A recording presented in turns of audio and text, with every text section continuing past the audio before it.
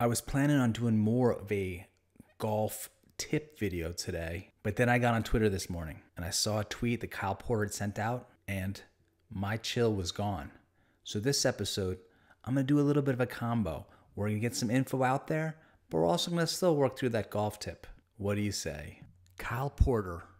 If I started a golf league, the KP Tour, with JT, Rory, Scheffler, Spieth, the NLU crew, that's no laying up, and about 50 other golfers where we played one 5-hole event a month, and I paid everyone in books and sunflower seeds, the KP Tour should get OWGR points immediately. This is what Liv is arguing. Shots fired. Pros never do this, but we do it all the time. Anytime I see a video with the title, 95% of golfers do this wrong with their driver, I know it applies to me because Big Boy Pants Golf is a man of the people. The pros are able to do is get that club face square to their target line. Just from watching this little clip and seeing how that club face to me looked very open, I knew I was in for a rude awakening. Another person who should get a rude awakening is Kyle Porter, as he tweeted this the week that the Zozo Championship has come out. You notice here that there are only 78 players, 9 special exemptions. Ricky Fowler is always a special exemption. 8 Japan Golf Tour players selected from the top 8 in the JGTO prize money ranking. And, craziest point of all, no cut. Big Boy Pants Golf tweeting back aggressively at Kyle Porter. You tweet this as the PGA Tour has the Zozo event coming up. Hilarious. Just completely ignore how the PGA Tour ignores the qualifications it sets out and how it also invalidates the stated point of the new OWGR system. Now is a perfect time to subscribe, share, and like so that you can help Big Boy Pants Golf take back the night from the powers of darkness. For the average golfer, that driver or club face gets really shut. Uh-oh. Here is when I'm starting to realize that my whole life has been a lie. Apparently, that's square. I thought more toe in was square. Again, my whole life. And we don't want super shut club face. And that shut happens way more often than the open setup. Here's what you're gonna do to get a perfect setup every time. I watched this part multiple times, took notes, and immediately headed out to the range. So I like to put the club just on my belt here, my center, right in the center, and I just let the head sit on the ground. Looking back on it, it seems like the manufacturers actually designed the club to lay a particular way, a way that I constantly fought my whole life by kind of pressing the face forward and towing the club in a little bit.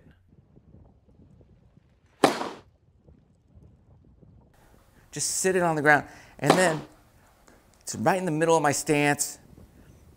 Shaft is on my stomach. If you're used to towing the club in and having a closed face as your square face at address, the club now is going to look like it's 25 to 30 degrees open. Looks completely different at address. My belt buckle right there. And however it sits, that's going to be square for you. They're all going to sit square if you just set it on its sole. And if that shaft is not forward and not back, you're going to be okay. Now that I'm letting the golf club, for me it's a Ping G400 driver, just sit relaxed on the ground without any manipulation, the club looks a lot more open and it looks like there's a lot more loft on the club. I just wanted to point out that I use iron club head covers for the same reason I brush my teeth, to protect them.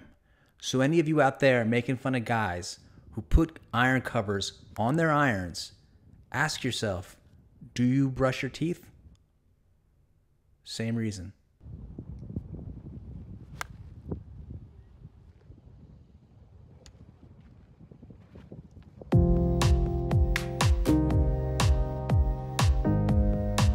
Actually, I did. After dealing with Kyle Porter, for some reason, this tweet by Jeff Shackelford pops up on my Twitter feed. And I go to battle. Jeff's tweet says that Greg Norman vented again, telling the 5 families to grow up. In the latest quad, I try to decipher why he keeps so entertainingly making things worse for Liv's cause by ticking off the people who run majors and rankings. Jeff has only known a life of snark and bootlicking, so he can't understand the strategy that Greg Norman is using. As I read the title, Norman calls on 5 families to grow up, deciphering what Liv's commish hopes to achieve, I think this is going to blow my mind, isn't it? Andrew Mungovin's tweet stops me from reading the article because already Andrew points out, if you listen to the interview, it was pretty clear he was referring to Jay Monahan, not 5 families.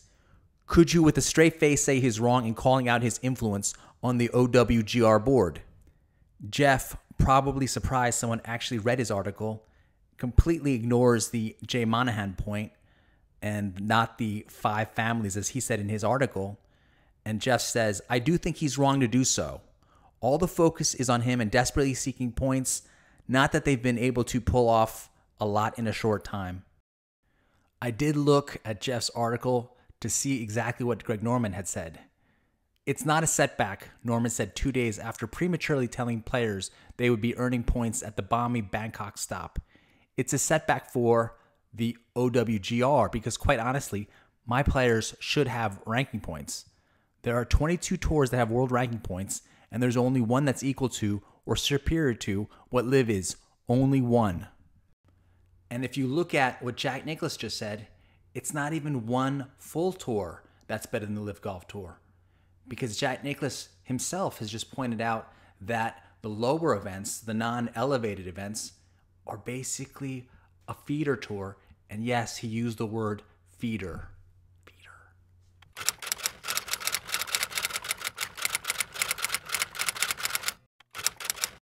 So it doesn't make sense from a major's perspective, Norman claimed of the OWGR's points deprivation efforts. It doesn't make sense from a broadcaster's perspective. You're paying and investing for your strength of the field and degrading the strength of the field by not allowing Liv players to get OWGR points is not doing the game of golf any good. Rise above it all. It's good for the players. It's good for the game of golf. It's good for production. It's good for corporations. It's good for OEMs. It's good for fans. It's good for everybody. Just because you have a negative viewpoint and you're one of the voting members of an independent organization that you hate Liv and you vote against it, grow up. I've already done a video on the head of the R&A, Martin Slumbers. Link will be in the description. These are the kind of individuals who should potentially be in jail that Greg Norman has to deal with to get OWGR points for Liv Golf. Jeff, you are a sad hack, and that's being generous. Put this in the context of how the R&A disinvited Norman from the Open this year. Martin Slumbers and co. do need to grow up. How is Martin Slumbers of the R&A not serving jail time? Sometimes with tweets, I think you got to cut to the chase and just go right after the guy. Jeff thinks that what Greg Norman should do is stay quiet and keep putting on events. A year from now, he might have the points. Yes, Jeff, great idea. Just wait a year, keep your fingers crossed while your players' official World Golf ranking points are decreasing more and more. Jeff knows that if Liv even got points in a year's time, the players' rankings would have dropped so low that he could write an article like, Cam Smith, now 170th in the world. He's really not that good, is he? Once you get into it with these guys and you bring up Keith Pelly dealing with the Saudi International event in 2019 or Martin Slumbers of the R&A, they got to make you out to be some kind of conspiracy theorist or something. So Jeff starts off, let me guess, moon landing in Burbank, Crown Prince is a humanitarian wrongfully accused of ordering beheadings. And that's when I go to Keith Pelly. Boom. Next time anyone mentions sports washing and Saudi Arabia and golf, point them in the direction of what's next for golf Future Investment Initiative 2019 video. It shows Keith Pelly with the now managing director of Live Golf discussing how to grow the game. I ask if Jeff has covered the Saudi International 2019 hosted by the European Tour, and Jeff comes back with, yes, I wrote multiple pieces at the time. Google it. You just have to do more homework. So I did some homework, and this is what I came up with. And there's Jeff in his glory. RIP the Saudi Golf League back in February 20th, 2022.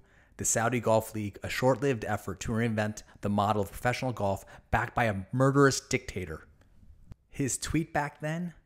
Hate having to write obituaries during the final round at Riviera, but it had to be done for the Saudi Golf League. Authorities would like to speak to person of interest, Phil Mickelson. I bring up the fact that Jeff has this article on his website, jeffshackelford.com, to which he gets snarky with his response. And if you look at the bottom there, I say, rest in peace, the Saudi Golf League, or rest in peace, your journalistic integrity. Boom again.